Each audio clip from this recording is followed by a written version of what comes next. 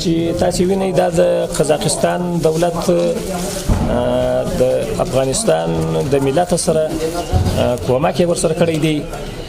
موږ د قزاقستان د رئیس جمهور او د ملت څخه ډیره مننه کوو، تشکر یې ادا کوو چې په دې سختو شرایطو کې زموږ د ملت سره چې ډیر ځپل شوی دی او اقتصادي مشکلات هم زیات دي، په دې سختو شرایطو کې کومک ورسره کړی دی او موږ د دوی څخه نور هم هیله لرو چې زموږ د ملت سره د غذایي او په نور بخشو کې کومک وکړي. قزاقستان مرسته راغلې ده افغانستان د ولس لپاره، نو تقریبا در موږ پورې 28 واګونه را رسېدلي دي، نو چې اوس یې تخلیه او برګري ده شروع ده، نو موږ د دې سره نورې همکاري غوښتنه هم کړې ده. الله پاک دې ته جزای خیر ورکړي. President today has arrived 27 wagon from Afghanistan.